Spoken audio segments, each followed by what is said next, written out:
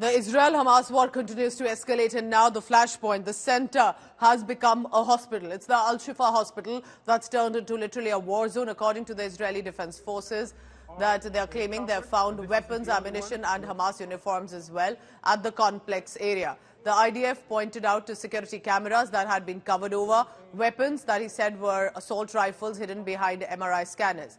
A day after seizing the Hamas parliament, Israel military also meanwhile blew up and destroyed that parliament building in Gaza. But they're constantly releasing videos of finding any possible evidence to ensure that this time they're able to right away in real time put out evidence of what they have found. The IDF have bombarded the symbol of the Hamas seat of power in Gaza. Combat engineers were placed with explosives for a controlled detonation to destroy the parliament building. Netanyahu, Israeli Prime Minister, vows to eliminate Hamas, claiming there is no place in Gaza where the Israeli military cannot reach. US President Joe Biden has also said he's made it clear to the Israeli PM that a two-state solution was the only answer to resolve the conflict. Israeli troops breached here a few hours ago, and we have cleared the area, make sure that it's safe. And a few of the most interesting things that we have found totally confirm, without any doubt, that Hamas systematically uses hospitals in their military operations in violation of international law. And what we have found, I think, is only the tip of the iceberg. Let me show you a few examples. Security cameras have been obstructed. All of the security cameras are covered, and this isn't the only one. You'll see the rest of them here. Follow me as we go in, and we will see the MRI center and see the weapons that Hamas has hidden inside. This is where patients come in order to get MRI services.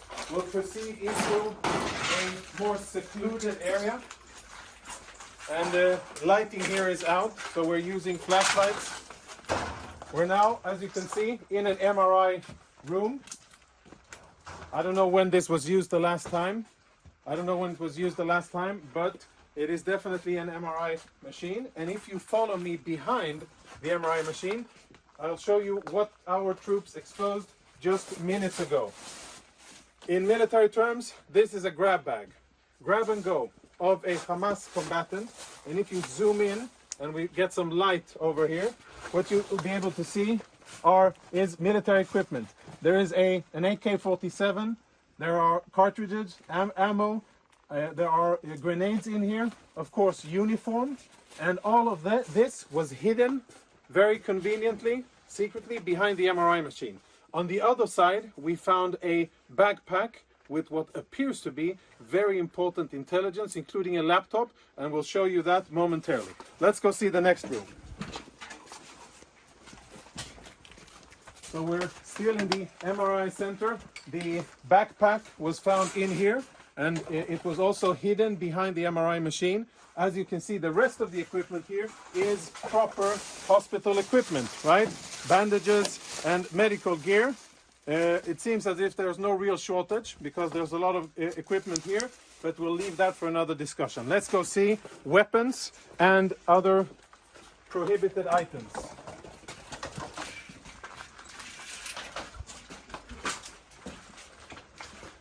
As we walk through the main corridor here, our troops did a preliminary search of the area.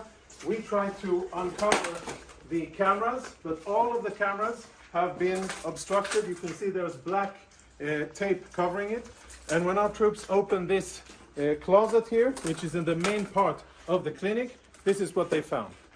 These weapons have absolutely no business being inside a hospital.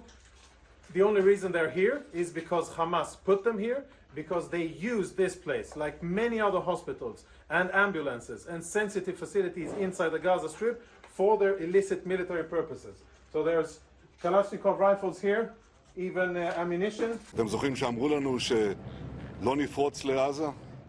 you remember when we were told that we would not break into Gaza? We've broken through. There is no place in Gaza that we will not reach. There is no hiding, no shelter, no refuge for the murderers of Hamas. We will arrive and eliminate Hamas and return our hostages. Last night I spoke again with President Biden, and we are not letting go. We will eliminate Hamas. We will achieve a complete victory.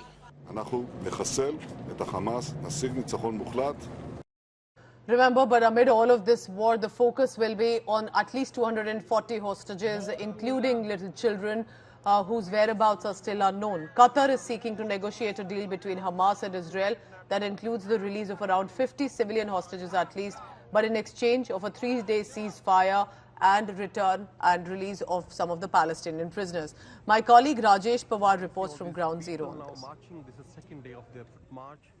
What you see behind me is the people who are protesting for government to do more somehow, to do more for the release of these hostages held captive by Hamas. And Hamas seems to have succeeded in the very reason why they took these captives, to divide the Israeli society, and they knew at some stage the relatives of these people will put pressure on the Israeli government to do something more, and that is where they would bargain for a ceasefire or some kind of concessions. And this was the very purpose why they kidnapped these people, and they seem to be succeeding right now, because the Israeli society is really fragmented right now, and some of them are saying that whatever it may take, whatever government has to do a ceasefire or to exchange prisoners, it must do now, but their relatives must come back. And this is what Hamas expected, and it is happening right now. This we can see happening in the Israeli society right now, and these people are marching for another 3 days, and you can see the huge crowd. They have entered this place. They'll be staying here for the night today, and there's police presence everywhere. This is Rajesh Pawar from Beth Hashmani for India Today. Listen in now to Palestinian ambassador to India, Adnan Abu Al-Hajja, calling on India to play a bigger role in calling for a ceasefire between Israel and Hamas.